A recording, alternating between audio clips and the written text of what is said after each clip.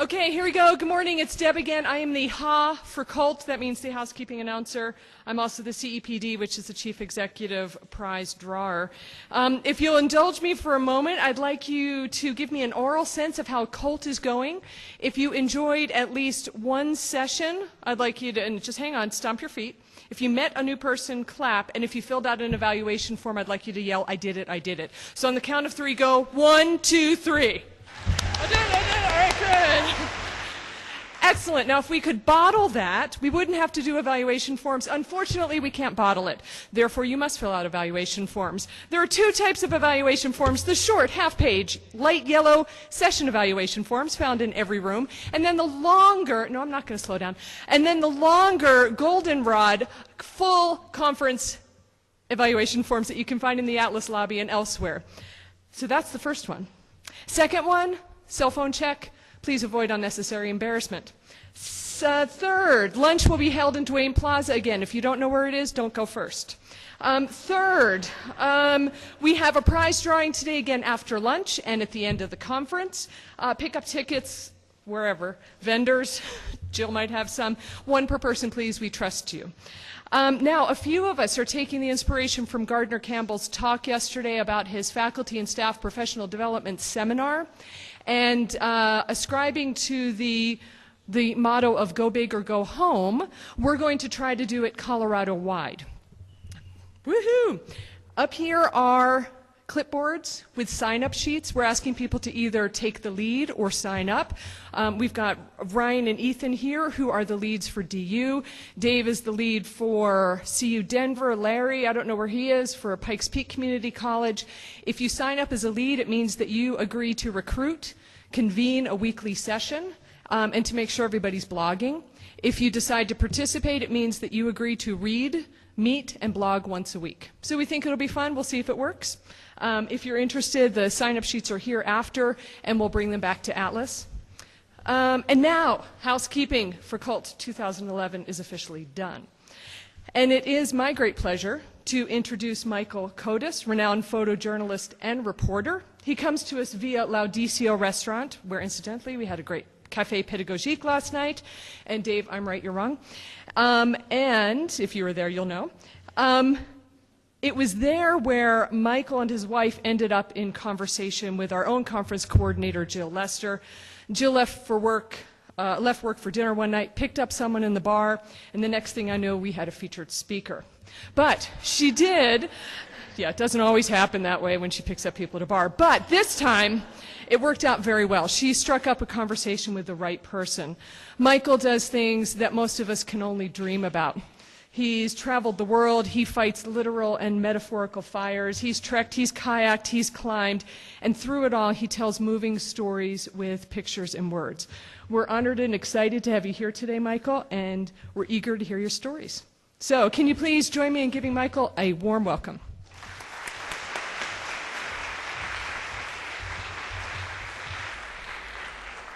So, well, thanks for having me, and I'll try to let people know what bar I'll be in afterwards if you want to hire me. It seems like that's the best way to get work in this town. I'm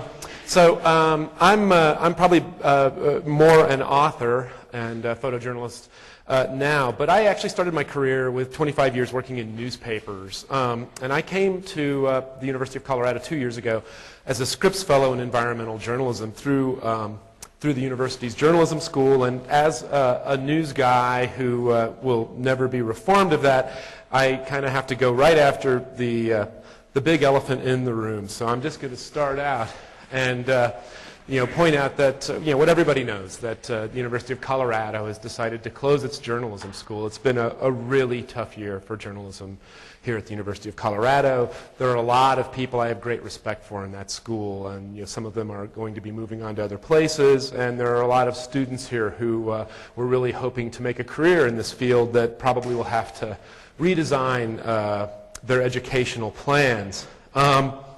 It's also been a really tough few years for journalism in Colorado as a whole. The year that I was a Scripps Fellow at the university, one of the other fellows with me was an investigative reporter who had just lost her job at the Rocky Mountain News when it closed. And in reality, it's been a really tough decade for journalism across America. The paper that I spent the last 21 years at, which is the oldest continuously published newspaper in America, in the time that I was there, went from a staff of about 350 to a staff of about 80 journalists today. Nearly half of the working staff journalists in all fields in America have lost their jobs in the last 10 years. And while I feel really bad for my colleagues and my peers who have lost their jobs, I think the real concern is, what does this mean to America? And this is a quote from David Simon. I don't know if any of you are familiar with David Simon's work. He was a reporter at the Baltimore Sun for many years, which was a sister paper of the paper that I worked for, and he left and wrote some books and then created the television shows Homicide and The Wire. And if y'all haven't watched The Wire, it's really just amazing television programming, great insight into the troubles of an urban city, and great insight into the news business, particularly in season 5.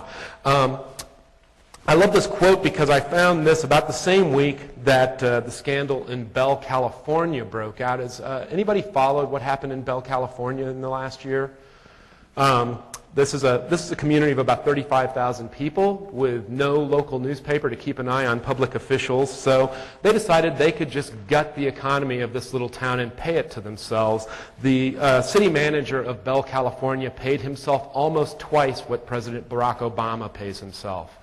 The part-time city council members paid each other $100,000 a year for a part-time job that gets paid about $4,500 a year at any other town of a similar size in California. The police chief took a part-time job that paid him more than the police chief of Los Angeles. And it wasn't until the Los Angeles Times, investigating corruption in another town, got a tip that was able to come in and find this out. But it had been going on for quite some time. And that's what I think David Simon means when he talks about the potential for corruption and troubles in a country that's really got a weakening fourth estate. The reality is that American democracy needs a very vibrant media. And with that, I'm going to get down off the soapbox because I really didn't come to have a little pity party for my industry, but I do think that my industry is important, and I have always seen my industry as an industry that educates. And when I've taught, I really don't see that much difference between my teaching and my storytelling as a journalist. But I wanted to talk about the things that I see that are hopeful in this industry, and I actually see quite a bit of hope. And most of that hope comes in a digital format and in things that are going on with our industry right now that I think are really incredibly exciting, and I actually think are going to be really exciting here at the University of Colorado. Back when David Simon was leaving the Baltimore Sun in 1995, he kind of dug deeper into the grit of Baltimore and did some amazing reporting on what was going on in that city. I kind of went the other direction. I headed into the woods. My biggest focus in journalism has been on environmental issues, and I always thought it was kind of interesting that I got involved with digital reporting from places where I actually didn't really even have electricity. In 1995, I did a project that was a long-distance hike of the Appalachian Trail. It was actually collaborative work of 5 newspapers on the East Coast. And at the time, it was the most ambitious digital journalism project ever undertaken by newspapers. We were able to get photos and graphics and occasionally even video and audio, which back then nobody even dreamed you could transmit video and audio from wilderness settings, back to 5 newspapers and eventually to readers around the world, and finally into a coffee table book and a reasonably elaborate website for 1995. Back then, to give you an idea of what it was like to, say, move a picture when I worked at, say, the World Series or the Super Bowl, we would hire a hotel room and you would set up a photo lab in the bathroom. And it would be incredibly hot because you're processing all this film and then you're having to print that film. We literally would wash the film on the little film reels in the toilet by flushing it several times with the reels just sitting in the toilet. And eventually you'd end up just in like your boxer shorts because you'd just be sweating bullets. It would take all night to maybe make 4 or 5 pictures, put them on like a 50-pound drum scanner and put them over phone lines so that in the process of moving, say, 5 photographs and a story, you would probably work 8 hours in this bathroom getting all that stuff done. It's a pretty far cry from what we have today. On the Appalachian Trail Project, once a week, you'd have to get off the trail, find yourself a motel room, and either send film back to one of the newspapers that would then distribute the stories and pictures, or you would have to go through a process, something like that, which was one of many challenges when we were on the Appalachian Trail. Like I point out, we didn't really have electricity when we were working in the wilderness, so there were a lot of challenges with trying to do digital journalism from a location like that. This is Susan Campbell. She was a columnist that worked with me on this project, and about 8 weeks into the project, we just couldn't figure out a good way to get off the trail and meet a courier who was coming to pick up our work, so we slept in these concrete culverts overnight in a parking lot and had arranged for him to drive in and meet us in the morning so we could drop off our work from the previous week. That's a long way from a cell phone picture transmitted today. I had my photos and my gear mauled by bears. I had my gear infested with rattlesnakes on that and a couple other assignments actually. For future assignments, I tried to move photos from fishing boats. I'd spend days or nights on trawlers. And again, it was really a trick. Occasionally, in one instance, I actually had a colleague who kayaked out to a vessel, got film from me, and then kayaked back because I couldn't get off the boat and drop the story. This is a lobster vessel that I spent time on, which is where that occurred. I followed one of the last 300 northern right whales from the North Atlantic to the pile of manure it was buried in after it was killed in a boat strike. And again, trying to move photos of breaking news like that back then was really, really slow and tedious. If I could get a picture from a story like that, that maybe I took at noon or 1 o'clock on one day into the next day's newspaper, I was really, really thrilled. Now that would be seen as incredibly slow. These are some photos I made for a story I did on climate change research. And again, you're in a very remote location. How do you move photos back from places like this? One of the turning points for me in doing wilderness and environmental journalism was on a story I did on the Amistad. You may remember the Steven Spielberg movie about a vessel in which 53 captive Africans rebelled and were eventually tried and went all the way to the Supreme Court of the United States. The shipwrights at Mystic Seaport in Connecticut had dreamed for years of rebuilding this boat, of finding the plans and making the boat again. And this is the first piece of wood arriving for that project. I spent 4 years documenting the Amistad as they built it and eventually sailed it. And every one of those years, there was an advancement in digital technology. And this all kind of falls back into this kind of high-tech, high-touch that Nesbitt once talked about, that it seemed like I was working on these wilderness, kind of gritty, dirty stories, but then the grittier and dirtier I got, the better the technology got to be able to tell those stories in interesting ways. These are some of the actors in Steven Spielberg's movie, and this is the crew on the maiden voyage of that vessel sailing to New York, and this is with a flotilla of other vessels. It was part of OpSail 2000, and during that story, when I actually sailed on this boat, I was able to plug an early digital camera into a laptop computer, an early laptop computer, and then plug that into a cell phone, and I was able to transmit photos from the deck of this ship while it was under sail and moving, and see them maybe 2 hours later on the newspaper's website. And that, those years, those were breakthroughs. That was something that nobody ever dreamed you could do, and that was with tens of thousands of dollars of equipment and a lot of planning. But it was really a very exciting time in journalism. We were able to start doing that.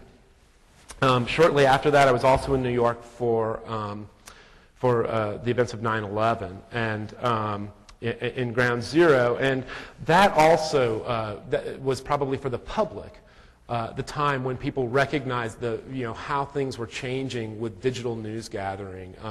If you were sitting at home, you probably remember where you were when you saw the things happening from that. But we were seeing photos almost as they were taken, transmitted out of New York. We were seeing profiles both of the perpetrators of the terrorist attack and of the victims. We were seeing these amazing graphics that were being put together at incredible speed and then distributed almost immediately. You weren't waiting for the next day's newspaper or that night's newscast. We were seeing this all day in newspaper websites, on TV, and in a variety of other media.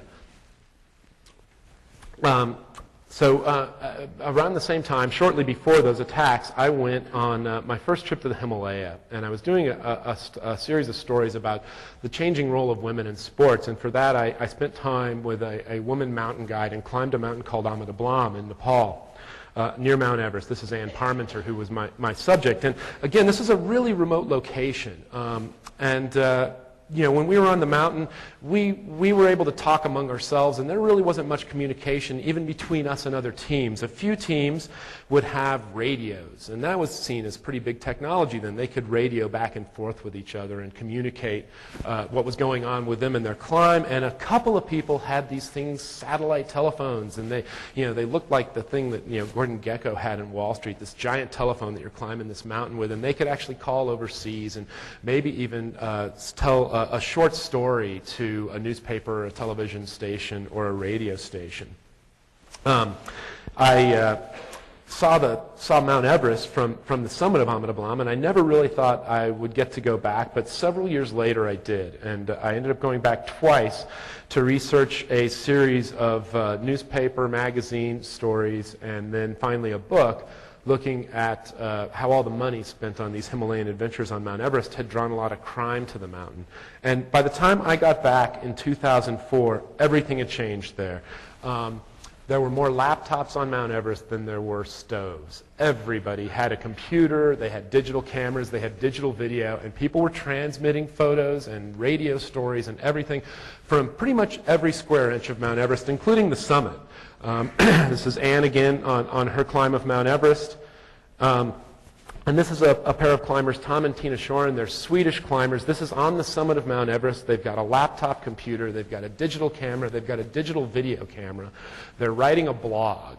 And they're transmitting all of this from the summit. And they didn't leave the summit until it actually was up on the web at a newspaper back in Sweden. They actually ended up creating an entire business where with a satellite telephone and an early Palm computer, a Palm, I can't remember which model, but you can see Tina working on it here. This is at the North Pole, a system where you basically could report the news from pretty much any square inch of planet Earth. And you could have that go up at a radio station or a television station as it happens.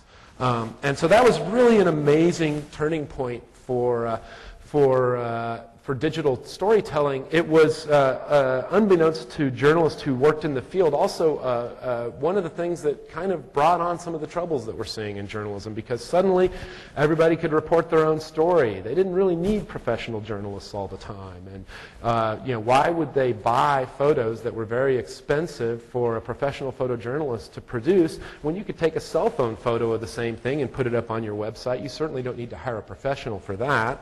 There was definitely a downside to that, and yet for a number of us, there's a distinct optimism about what these things have brought. And one of the reasons that I think a lot of us feel that way is digital technology in journalism was really focused for the first number of years on gathering and distributing news, distributing the stories. It was really a method of getting it out there. The tools developed for actual digital storytelling, where you can do really, really interesting things and tell stories in different ways and bring people into these stories in new ways, that was a few steps behind. And I think that we're actually seeing a real renaissance in that now. What I see happening in journalism, in the last couple of years and right now, is this incredible news mashup. And I'll point out one of myriad facts that I think are really, really interesting. But last year, one of the most honored photojournalists in the United States was David Gilkey. David Gilkey's a photographer for National Public Radio. So wrap your head around that for a minute. One of the best places to go for photojournalism is public radio. We've seen the websites. This is actually a photo that goes with a story from another former Scripps Fellow in National Geographic, but NPR liked the story, and the next thing you know, they're running a photo show that you can link into after you've heard their radio report about that. Now, there's other really interesting aspects of that. If you think that photojournalism looks good on the radio, you should see radio on TV. And you'll have to forgive me, this is the first time I've ever presented off of an iPad, but we'll get to why I'm doing that in a few minutes. In the meantime, I want to show you a little bit of storytelling here that I think is really impressive. This is from This American Life. Anybody a This American Life fan? If you're really interested in storytelling for journalism, for education, Ira Glass, the host of This American Life, has a 4-part series on just the building blocks of good storytelling on YouTube. Everybody should watch it. It's really brilliant. This is one of Ira Glass's interviews, and it's just a very simple interview that he's done with a guy, and then handed it off to Chris Ware, who is a really brilliant animator and a graphic novelist, and had him illustrate an interview in a really interesting way. It also means a lot to me because it's a really interesting reflection on our business, and I think that it's really fascinating to watch. So I'm going to run this right now and watch the way the details that this guy pulls out of just a very simple interview.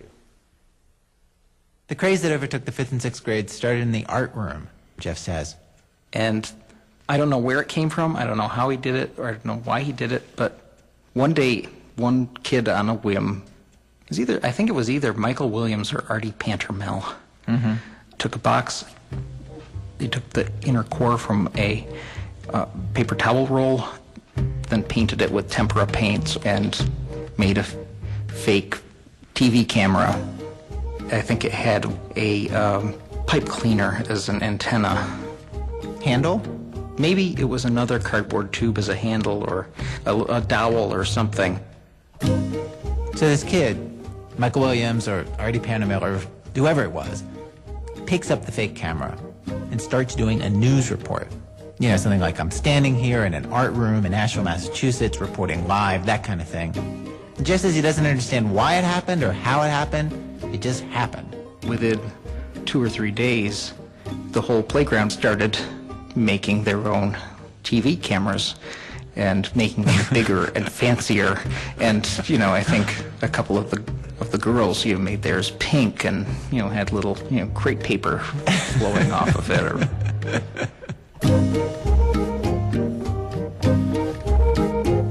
So this really totally became a trend. Oh, totally. I mean, 100% trend. We're talking about if you weren't making the TV camera, you were pretending to be the TV news anchor in front of the fake TV camera, or you were, providing some sort of pseudo-production service. I mean, we became a series of competing news operations.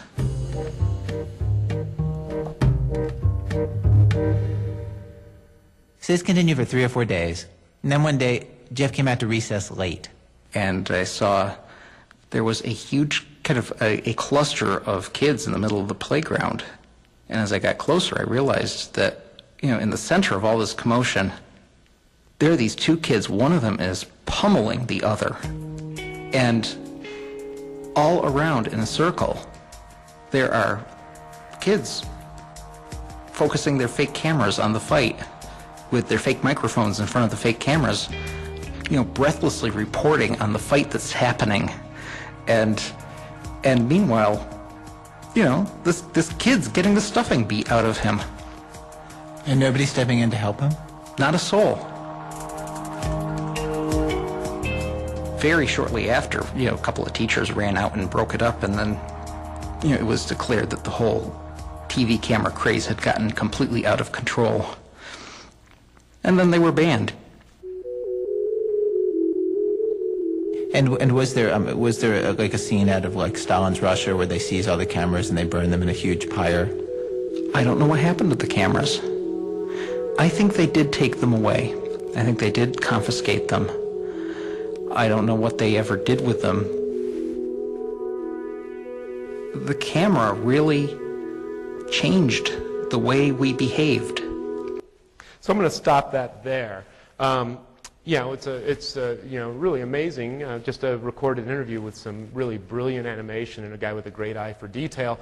The other thing I'd point out is that today those would all be real cameras, and all those kids on the playground are actually making these videos, and they're actually recording the news. People of all ages are getting involved in this. It's a great way of distributing information. It's a great way of educating. And despite the fact that there are certain concerns about citizen journalism, I think that the reality is that our consumers of news are going to be providers of news from now on, and we need to figure out how all of this is going to work. Let me get back into my program here. So I want to show, actually, you know what, I'm going to go show one other thing here. This is on the web. So there's a lot of super creative things going on with storytelling, with digital information. This is Chris Jordan. He was a photographer who had a show here at CU last year in the museum here. This is not part of it. This stuff all runs on his website. This is a photograph, pretty beautiful photograph of the moon. Chris's focus is on consumption and its impact on the environment. You tap that photo on my iPad, and we zoom in, and eventually we start to see that what looked like craters and texture in this photograph aren't that at all. And what this moon is made out of is 29,000 credit cards, which is equal to the number of personal bankruptcies on average every week last year. That's storytelling. Really interesting, creative way to tell a story. So, I think that we're seeing also a merging of creative arts and art schools and digital information services in journalism and in storytelling. That's really amazingly compelling. So the next stage in all this, and I think one of the most exciting stages of all this is mobile. And for those of us that have been in this for quite a while, probably have heard our parents or some relative who's been around for a while say, well, I just hate reading the news online, and there's all kinds of problems, and yeah, it's hard on your eyes, and there's various issues with it, but the main issue was you had to have a computer. You had to be seated down at a computer to see the news, and I worked on the East Coast for a long time, and boy, it was sure great to grab a newspaper, throw it under my arm, and hop on the train. And carry a newspaper in my camera bag all day, and anytime I had 10 minutes I could catch up on this story or that story, and that was really hard to do before. That's not so hard anymore. The other thing to recognize is that according to Pew, about 75% of our households have laptop or desktop computers, but 82% have mobile devices, have cell phones. Most of them have more than one. Mobile access to the internet has already surpassed laptop and desktop. So obviously media companies are looking at our iPhones and our iPads and our Androids and all these things and seeing how are we going to make that work for us? How are we going to be able to use that to our advantage? And there's a lot of challenges with this. For one thing, what we've gotten used to looking at for news on the web, news websites really don't look very good on mobile devices. They're usually a little too small, and often they're not designed well. If you're dealing with certain products, they may not run Flash, so the videos or the really cool things like we just saw that Chris Jordan did might not run on that device. Different devices require different programming a lot of the time. So something that looks great on an iPhone may not look so great on an Android, or maybe they don't even have an app for that yet. Devices require a connection. You need to be able to get at least a cell phone connection, but usually you need a data connection, and the percentage of people who get news on these devices at this point is still pretty small, although it's growing, and I think it's actually going to grow really fast. And the reason I think it's going to grow very fast is because of the opportunities to do a lot of this type of storytelling.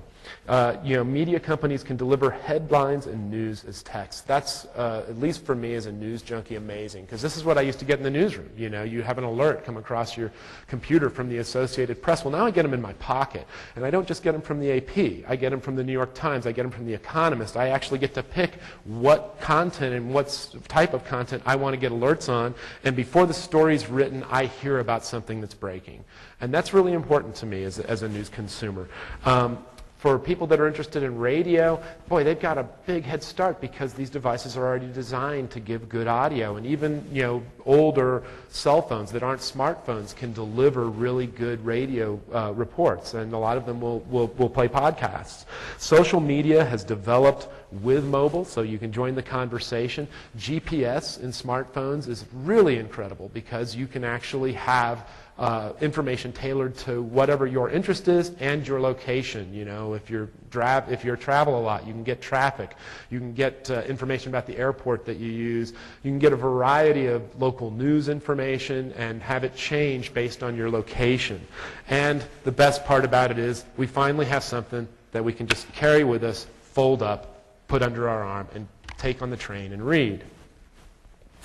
But the game changer for all of this is really that these gather, distribute, create content as well as receive content. And I think that that's going to be one of the big changes that we're going to see in news gathering. And I think we're actually already seeing it. I just don't think we recognize it a lot of the time. Getting back to where I started my career, and one of my big interests is in photojournalism. Photos of the war from Afghanistan this year won major awards. In fact, we're part of the most honored portfolio of the year, taken with a Hipstamatic app on an iPhone. This is a photographer who actually, not just because sometimes it was just too dangerous to take out the big DSLR camera, which certainly makes better images, but actually began to see how he could tell stories with a cell phone camera. It wasn't just, this is smaller, this is easier.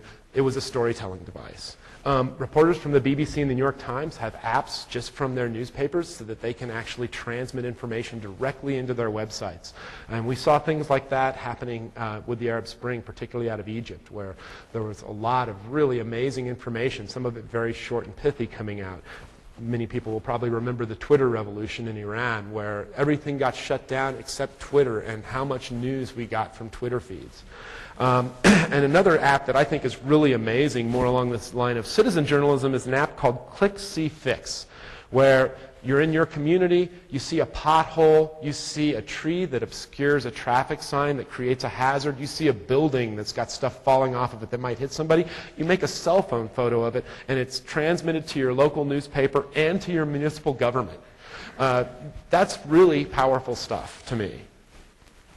So jumping back on a big elephant in the room, for professional journalists, citizen journalists are threatening.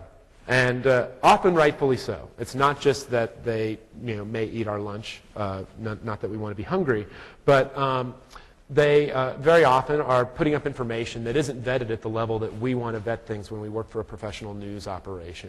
You want editing, you want people that challenge your reporting, you want fact-checking, you want librarians that go through and add depth and context to a story. And a lot of what you're seeing on blogs is more commentary, or if it is first-generation actual reporting, it's often very thin and not very good reporting.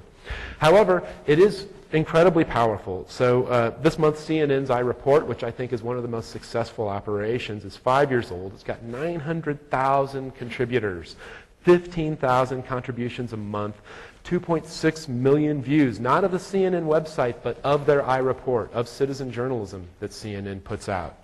And I think CNN has actually got a really good idea with it, though. They've added something to this called open stories, so that when a citizen journalist puts up something that's really interesting, CNN will have their own staff contact that person and work with them to actually turn it into a more complete, better edited, better vetted piece of journalism. And I think that there's a lot of power in that, too. So you're taking a citizen journalist and you're actually turning them into a source. And I think that's really, that's got a lot of potential. Podcasts are really, how many people here listen to podcasts? They're great for education, but they're terrific for news. And when I've been traveling, you can go through and I can pick the parts of the New York Times and the BBC that I want to be able to hear on an airplane, and I'm not so cut off. I can sit there and listen to a radio news report when, when I'm traveling or, riding my bike. You basically are subscribing to something that's very similar to subscribing to a newspaper or a magazine. Social networking for news delivery. This is really fascinating stuff. So this is a frame grab from the game Foursquare. Is anybody involved with Foursquare? Yeah, it's a social networking game. This was actually pretty groundbreaking thing. The Wall Street Journal is a Foursquare player, and they actually were able to break news about a suspicious package and evacuation of Times Square that was, went out to people that were in that area. That's breaking news through a social media game. At the Boston Globe, they have, for years, like pretty much any newsroom, had TVs that have news, CNN and Fox and other news programs that run 24/7 on in their newsroom. Last month, they added screens that have Twitter running on the stories and hashtags that they're following on that day. Augmented reality. This is really this is a clip also from the Boston Globe. Really cool thing that they did with their arts guide last winter. If you had a free program on your phone, you aimed your phone at the pictures on this page and they came to life. They animated. And they did other things. They did things to draw you into the particular activities or galleries. And each one of these had a different little thing that ran on your phone. So you would aim it, that you would see the picture of the picture on the page on your phone, and then the picture on your phone would do things. But there's a lot of other,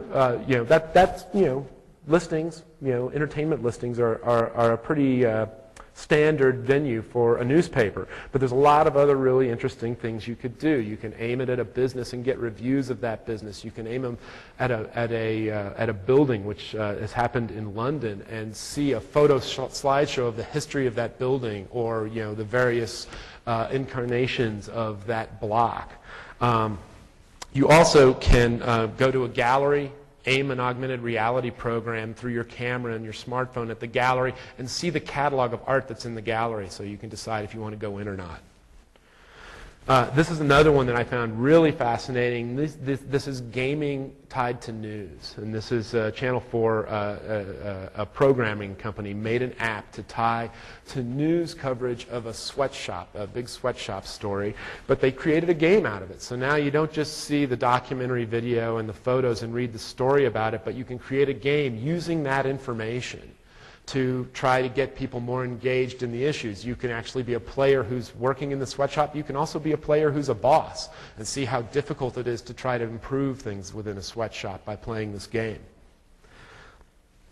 So why apps for news? All right, so the first thing that's really an advantage to an app for news is who gets to control the filtration. When you look at a website and you look at website news, there is a staff of people that have decided what story is important, what story goes at the top of the page, just like when they're editing a newspaper page or a television program. When you put together your news app, you can actually make a lot of those decisions yourself. You may not be able to decide exactly the stories that place is putting out, but you can decide that I want the New York Times financial news at the top of the page all the time, and I want all the news on the Yankees over on this left side. You can create whatever you want, and there's a lot of really exciting apps out there.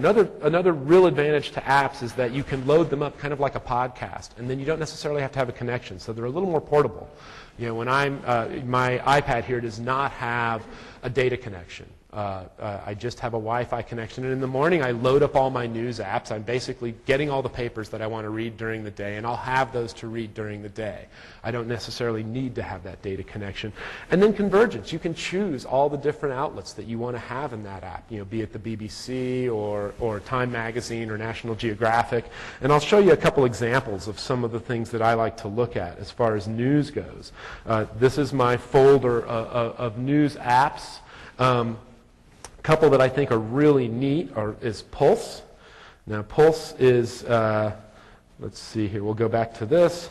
I've got Time Magazine at the top, the Wall Street Journal, the Atlantic. This is the stuff they put out this morning. You scroll through it like this. Pick the story that you're most interested in. You'll get the top of it. If you want to read more, you get a link at the bottom. If you decide that you don't like that story or you don't really want to read the Wall Street Journal that day, you can just go up here and click on Time Magazine. You're in another outlet.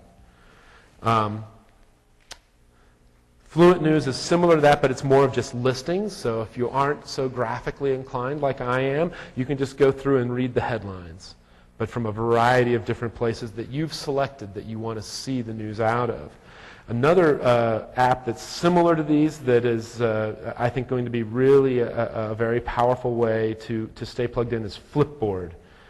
So Flipboard is an aggregator, a convergence aggregator, but it puts anything you want in it. So on my front page here, I have a general news thing, but I've also got my Facebook page, I've got Twitter, I've got Flickr, and I've also got selections that I've made within my social networking of the things that I want to be in my flipbook. If I flip to the next page, I've got the New Yorker, I've got Time. You can put newspapers into it. So you have this one little book that will have your news outlets, perhaps a couple of books you're reading, your social networking outlets, and more outlets are being added all the time. You can get a sense of all the different types of things that you can get involved in here.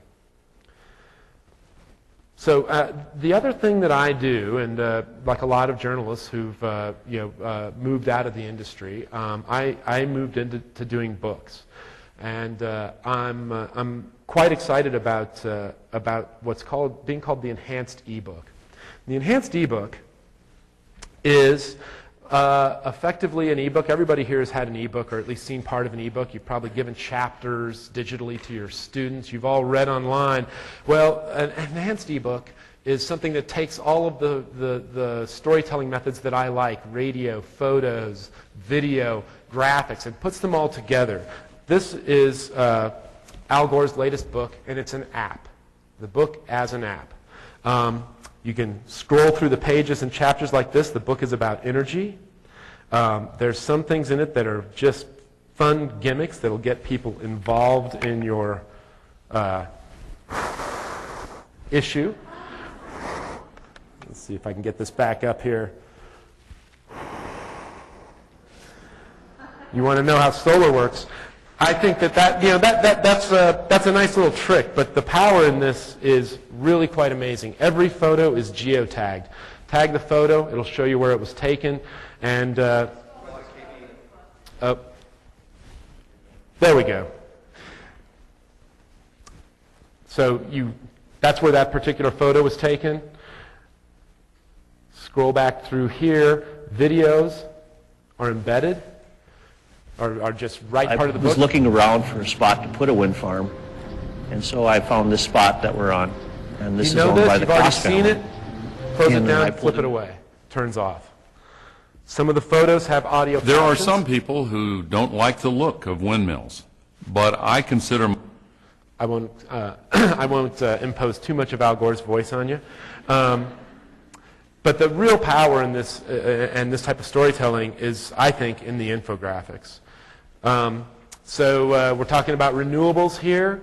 You can go through here. You pick the renewable you want to learn about just by tapping the screen. Put your finger on various states. It'll tell you what the resource is. You're interested in solar. They've put information in here, how much power you could get out of the solar, how long it would take you to pay it off when you put it on your roof. And I think one of the really amazing and powerful things of this is that for those of you that have smartphones or devices like this, you plug them in and you hear that there's an update, usually for the programming. But you can actually update the book. And so for somebody who's been a daily journalist who really likes to be current, and I'm used to writing something and it appears the next day or the next week, and the information is really current, writing a book is a little frustrating because by the time it's printed, a year after I've submitted it for publication, a lot of the information is old. This can be updated. You can pretty much keep all of it really, really current. And we'll run over to another example of where I think this is really powerful, not just for journalism and storytelling, but for education. So here we have bar graphs of deforestation in various countries, and one of them is what if. You just scroll your finger along this little bar graph, and it will tell you if you could cut down on this much deforestation, here's the impact you would have. And again, this information can be updatable. So I think that's really really powerful. I think one of the other really interesting things with this, 2 days ago, Facebook bought Push Pop Press. Push Pop Press is the publisher of this app, of this ebook app. And when you think in terms of Facebook and what they would be able to do with an app like this, I think the reality is that we're all going to be able to produce our books. For those of you that are familiar with, say, WordPress or another template-based blogging or website creation software, you can create a variety of templates for graphic information, for photos, for videos, and basically be able to drag and drop, not have to know a lot of coding, just some very simple skills to be able to put together your own book. I met when I started my most recent book, which is about the global increase in wildfire, with some app ebook producers in New York. And they envision a time when every Girl Scout troop is publishing its own app ebook about their troop, what they did the last year, what their plans are, that it's going to become so simple to publish these things that it's going to become an entirely new realm of publishing. Other publishing houses that I met with, traditional publishing houses, anticipate that by the time my next book comes out in 3 years, their print products will have declined by another third, which, considering how much they've declined already, is that's a pretty scary prospect for them. But they anticipate that their ebooks and enhanced ebooks will be equivalent in sales to their print books. So let me get back to my little talk here. And as I mentioned, my current book project is about wildfire.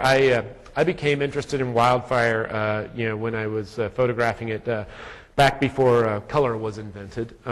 This is a rather old photo, but I've spent years and years covering this. When I really wanted to get involved with covering wildfire, I actually trained and worked as a forest firefighter for a summer here in Colorado and in Wyoming.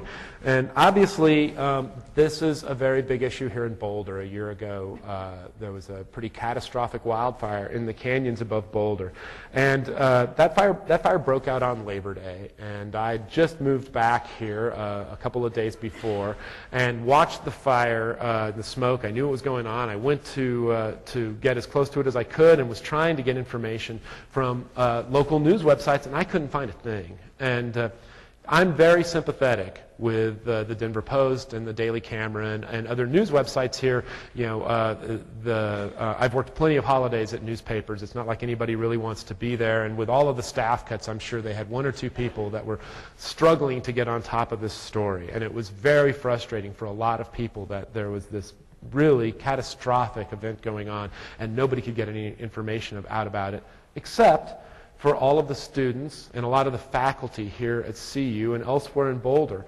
And if you actually turned off the newspaper websites and the television websites and you went to Twitter, you would find that there was an immense amount of reporting going on by students and out of the journalism school and elsewhere on the campus. Some of the faculty members at the journalism school got involved. So there was up-to-date information about evacuations, about where the fire had moved. One student on that first day created a Google map that was updatable and interactive. So every time there was information about where the fire had moved, what properties were threatened, this map got changed.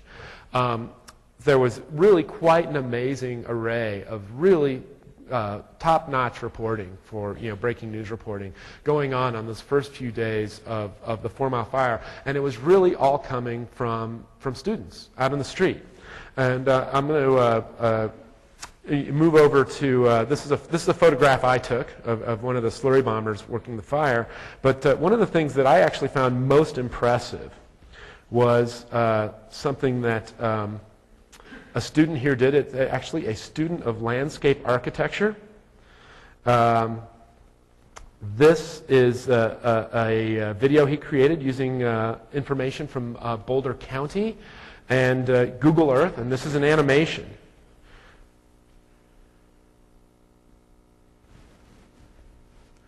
So there's no sound with this, but basically you are in the plane, in this animated plane, if you think back to This American Life. And now we're coming up to the fire. The ground is color-coded with how damaging the fire was to that particular area. The images are all taken from Google Earth. It's an accurate representation. And each of these columns is a house, is a property, color-coded to indicate whether it was damaged, saved, or destroyed. So we're basically flying through the 4 Mile Fire, but entirely virtually.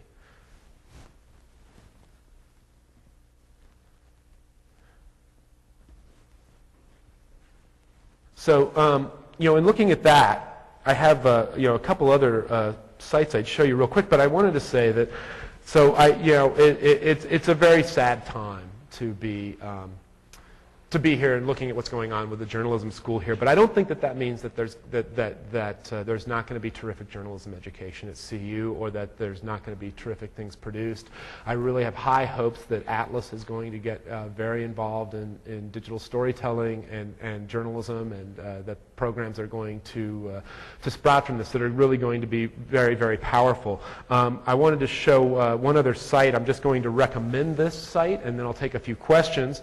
But this just came out last week. This is from the University of North Carolina Journalism School. There's a friend of mine named Chad Stevens, who's a professor there and works on this. They've been working on this for 3 years. They just got funded for their 4th year.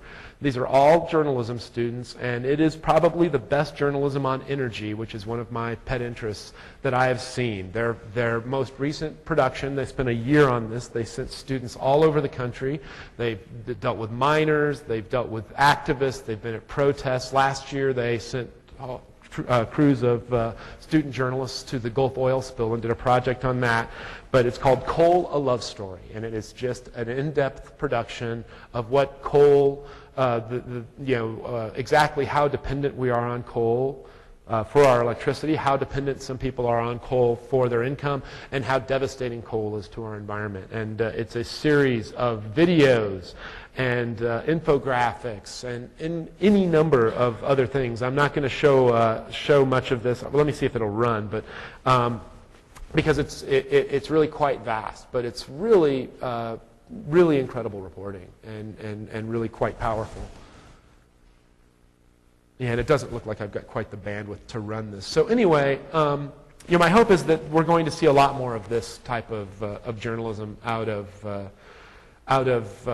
journalism schools, that we're going to see students a lot more involved in this, and that it's a changing time for journalism education, but I don't necessarily think that means bad things. I think that there's incredible potential in digital technologies to tell stories and to distribute stories and to get a lot of new people involved in the conversation about how we do news. And with that, I'll take some questions. Yes?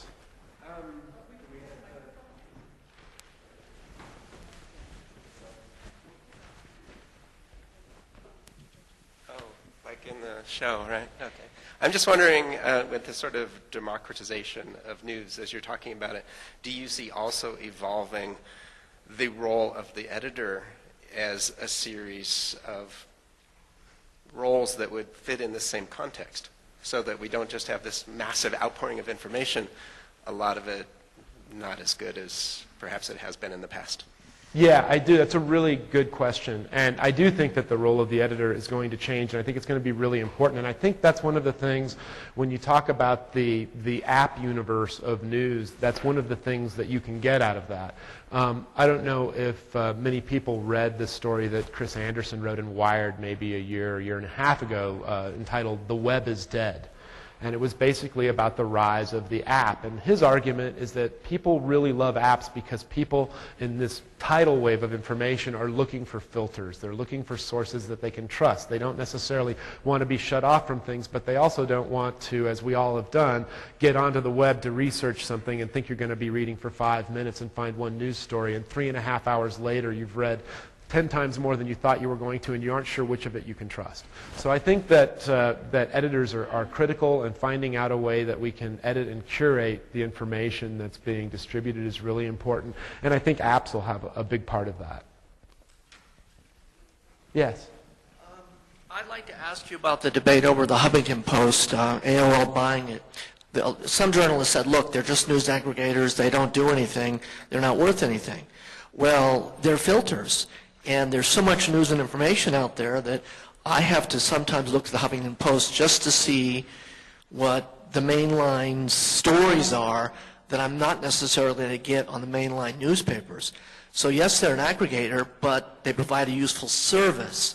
So the question is, how do those aggregators and the talking heads they provide affect journalism, professional journalism, as we see it throughout the world? That's also a really good question, and I have to admit that I'm one of these people that's not a huge fan of the Huffington Post. On the other hand, I think they do have a role, and I think you point that out, that they, the problem that I have with the Huffington Post and a lot of other sites like it is that they do so little actual reporting, and when they do reporting, it's usually quite thin. Most of it is commentary, and there's a lot of froth, and sometimes that's interesting, and sometimes you're actually learning about things that maybe you should research some reporting with some more depth on. So I think I think that they have a really important role. That said, I think that the Huffington Post's effect at this point is to make a lot of other media outlets that actually do good reporting to start to throw out a lot of stuff that isn't quite as well reported, to put up a lot more blogs themselves, and to basically try to match the immense amount of information that comes out of the Huffington Post. And I don't know that that's necessarily a good thing. I think that the traditional news outlets should stick with what they're good at, and you kind of hate to see a really good reporter and a really good writer go from writing one really good story a day to writing 5 not so good stories a day because they're trying to compete with the output that the Huffington Post has. Anybody else? Okay. I get to ask you my Jon Stewart question. Okay. I like to watch Jon Stewart because he provides context for the news, but it's in comedy. He'll ask questions and make comments that the old talking heads on the CBS and NBC and ABC news people used to be able to do, but don't do anymore. They'll say, this guy said the world's flat, this guy said the world round, there's a debate. Stewart will step back and say, well, we know the world's round, who the hell thinks it's a debate? And that's an important comment, that the monopoly media that we have today is unwilling to provide useful context because it's politically dangerous. Yeah, I think that's true. I think I watched, we all watch Jon Stewart, and I actually think that it's primarily entertainment, and it's somebody who can say in a very funny way something that many of us are feeling a lot of the time. But I also do think you're right. It provides a much expanded context over what you would get from traditional television news, and much like the Huffington Post, I think you actually see a response to that. I think you see plenty of other news outlets that are trying to change the way that they present the news in response to The Daily Show, The Onion. Unfortunately, I think more often what you see is them trying to be as funny as they are. And they usually fail at that. And I'd rather that they try to be as broad as they are and as willing to take what would be political risks in how they present the news, and recognize that you're not going to out-funny Jon Stewart and his writers. Anybody else? A question about, you mentioned it, bandwidth and access. Some of this content will become unavailable to, say I'm thinking about the kid maybe in Cortez County where his library doesn't have an iPad yet. How do you think this will play out over a generation or in a couple of years? What's your projection? We have these great ideas, we have these great journalism, but the people who could benefit that maybe life would change can't get to them quite yet. So there's kind of like this lead lag kind of thing, because of the, I don't want to say digital divide, but something like that. Yeah, that's an important issue, and it has been since news went online. I always like to say that what my prediction is, but I've recognized recently that it's less my prediction than it is my hope. But I'm hoping that we're going to deal with media providers that are truly cross-platform. So it used to be that we're going to give up one kind of media and we're going to move over to this other kind of media. And now I think that, if you're a New York Times or a Daily Camera subscriber, maybe you are able to get your news in a variety of ways. Maybe you can get the iPad app and you still get it on the web. And with any luck, because I still got ink in my blood, they'll still produce a print product. It'll probably be more expensive. It'll probably be a far lower circulation, but you'll still be able to get a paper newspaper and throw it under your arm if that's really what you prefer. So that there will always be a way for people to stay plugged into the news. The other aspect of that I think is really important is when we first started putting news online, in fact, we did a big project at the Hartford Courant on it, was the big digital divide. And there was a great fear that the wealthy people, the middle class and up, would be able to be really plugged in and get all the benefits of the internet and the web, and that poorer people probably wouldn't. And I don't think that that's necessarily entirely proven to be true. I think that there are horrible problems with poverty in this country, but it doesn't usually seem to be an inability to get consumer goods that the rest of us do. They may not get iPads, but many of them have computer access, and certainly that Pew study, when I read that, one thing that really surprised me is that actually cell phone usage is higher among minorities than it is among white people, which I thought was really interesting. So I think that I'm hoping that there will be better access to digital news and digital storytelling than we anticipate right now. The real problem with that will be, the problem throughout all of this is that, in the news business, like a lot of industries, we would go through a period of change, and you'd wait for things to shuffle out, and then you would expect this plateau, and it's like, well, this is the way things are going to be for a while, and then we'd go through another period of change, and then it would plateau, and this is the way it's going to be for a while. And now what I think the reality is it's not going to the only constant isn't going to be change. The only constant is going to be accelerating change, and we're never going to plateau. And it's the iPad now. I fully anticipate that in 5 or 6 years we're going to have a device that plants a hologram of Walter Cronkite in our living room to tell us the news. And it's just constantly going to be changing. The programming is going to be changing. And there's going to be a class of people that will not just be left behind once, but they're going to be repeatedly left behind. And I think that's what we need to be concerned about.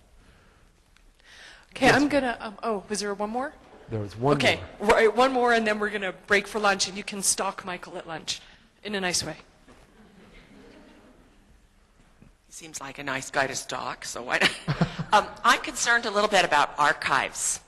When we have hard photographs, hard copy photos, and we have hard copy print, ink, text, we save those things. We know how to save them. But when my flash drive goes bad and corrupts, I lose everything, or my server hard drive goes and it's gone. What's apt to happen to all of this material that is digital? Is there someone who's archiving this? I know, for example, in Washington, D.C., there's an archive that has started they're videotaping all of the local dramatic productions, for example, and they are storing these at the University of Maryland.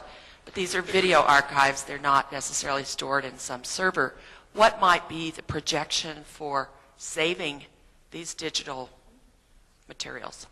Well, you bring up a really good point, and it actually plays to the last question a little bit, because it's not as easy as just tapping your finger on the screen. And when you're making the stuff, I mean, as a friend of mine at Apple likes to say, there are two types of people: people that back up and people who will learn. And I lost probably 10 gigs of information when I was reporting on Mount Everest, really important stuff, because I just got lazy and tired and I quit backing up. So there's, and archiving is related to backing up. I think what's actually happening is probably going to be the opposite of what your concern is. I think that we're going to have everything archived. And, as I've got a friend who always says, oh, there's no memory issue. I work for IBM. I have as much memory as I want. And I say, okay, well, go find that picture that you took 2.5 years ago on July 3rd. And, I think what we're going to have is so much information that it's not just enough to archive it, but that you are going to have a really effective workflow and way of sorting through all this so you can find it, because, the amount of information that we're going to be dealing with is going to grow exponentially for a very long time.